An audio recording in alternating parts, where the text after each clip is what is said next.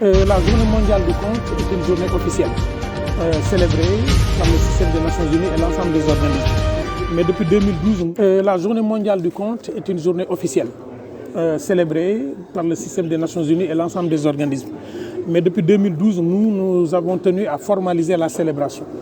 Et cette année, en 2020, nous avons décidé d'ouvrir les espaces. C'est pourquoi nous sommes ici à Blaise Senghor, avec comme thème « Face au miroir ».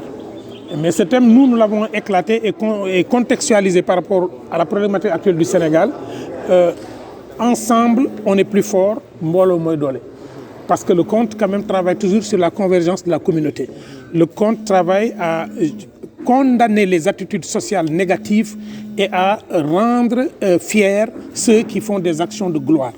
Le conte sanctionne la violence sur l'enfant, la violence sur la femme, la violence sur la nature.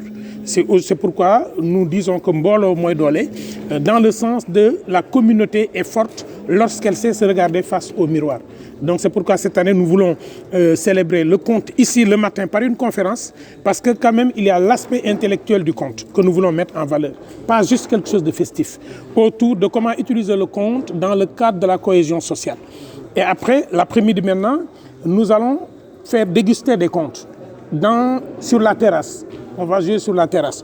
On va faire ce qu'on appelle un spectacle déambulatoire, une randonnée de contes où le conteur, comme le marabout est suivi par ses talibés, le conteur sera suivi par son public et racontera en marchant. Nous aurons donc plusieurs types de contes et le slam sera convoqué, la poésie sera convoquée et les arts oratoires traditionnels seront convoqués. L'après-midi maintenant, nous allons retrouver toute cette population-là à Keur Massar, parce qu'il y a les enfants de Keur Massar qui travaillent sur le conte depuis des années et qui ont monté un spectacle.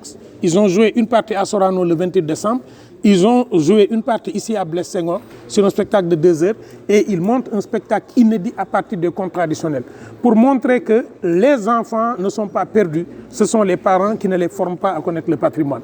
Et là, le public maintenant va compter pour les conteurs, parce que pendant l'année, les compteurs ont compté pour le public. Ce sera la seule chose qu'on demandera au public, que le public compte pour les compteurs. Et après, on partagera un repas traditionnel, parce que nous voulons aussi magnifier la gastronomie traditionnelle, ce jour.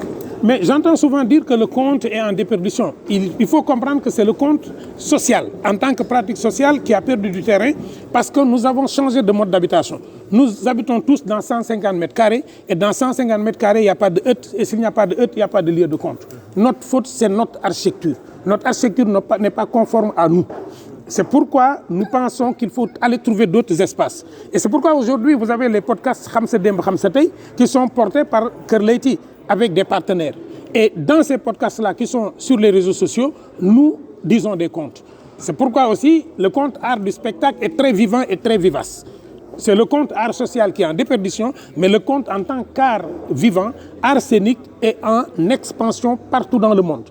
Et je pense que le nombre de centres des arts du récit qui est en train de se mettre en place en Afrique de l'Ouest en témoigne. Nous en avons à Conakry, nous en avons à Ouaga, nous en avons à Lomé, nous en avons ici et nous avons Artistique Africa au Bénin. Et ce réseau-là, il est tenu dans 12 pays de l'Afrique de l'Ouest. Je ne parle pas des centres storytelling qui sont à Cap-Ouest. La Maison de l'Oralité du patrimoine existe en Afrique du Sud et nous sommes en train d'installer, même dans les pays européens, le modèle sénégalais. Donc le conte art vivant, il est en train de vivre.